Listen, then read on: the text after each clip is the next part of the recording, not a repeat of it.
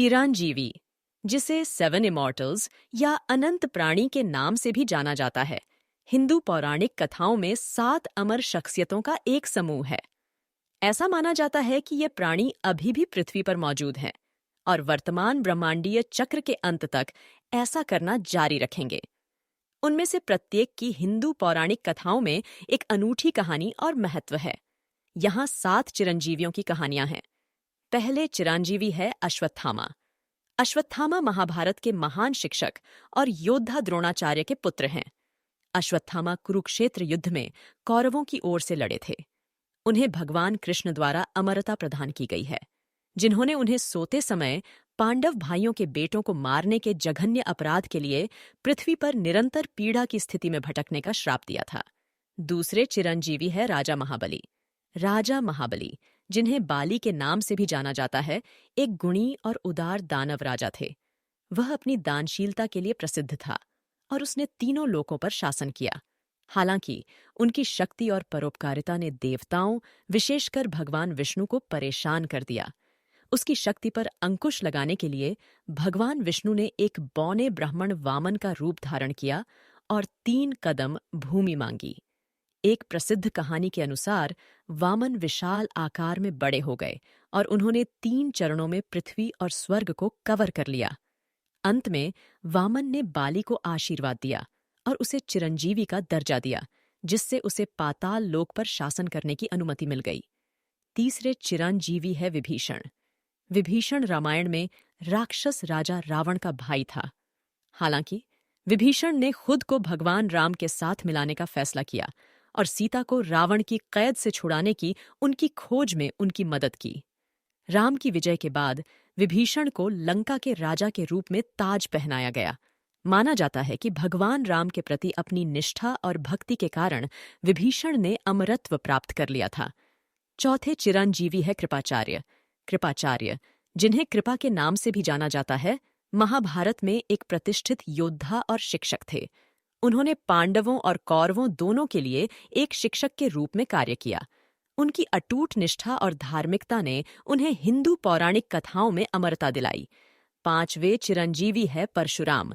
परशुराम एक योद्धा ऋषि हैं और उन्हें भगवान विष्णु का 6ठा अवतार माना जाता है।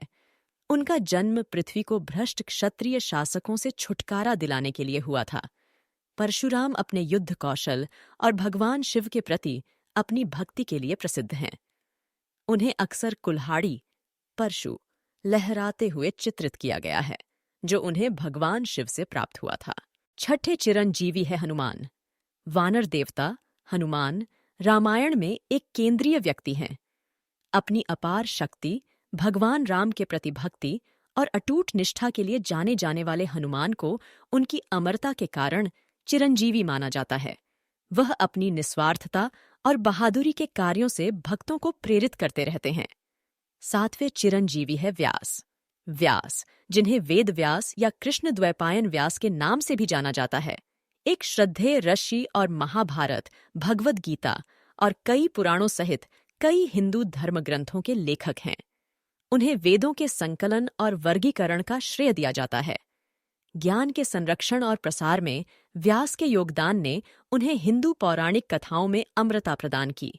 इन 7 चिरंजीवियों को उनके अद्वितीय गुणों, कार्यों और हिंदू पौराणिक कथाओं और दर्शन में योगदान के लिए मनाया जाता है।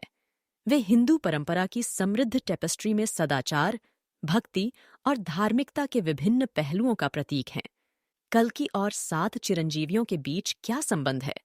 जब भी अधर्म अपने चरम पर पहुंचता है, तो धर्म की रक्षा के लिए विष्णु ने अवतार लिया है। अब तक पिछले 3 युगों में विष्णु ने इस धरती को अधर्म से बचाने के लिए 9 अवतार लिए हैं, और वे हैं मत्स्य अवतार, कूर्म अवतार, वराह अवतार, वामन अवतार, उग्र नरसिम्हा अवतार, परशुराम अवतार, श्री राम अवतार, श्री कृष्ण अवतार और बुद्ध अवतार। वेदों के अनुसार कलयुग के अंत में विष्णु कल की अवतार लेंगे और काली राक्षसों का विनाश करके अपना दशावतार पूरा करेंगे। और विष्णु के इस कल के अवतार के लिए सतयुग से द्वापर युग तक 7 अमर प्रतीक्षा कर रहे हैं। हिंदू पुराणों के अनुसार ये अमर कल्कि के साथ अधर्म के खिलाफ लड़ेंगे। आइए काली राक्षसों के बारे में जानते हैं।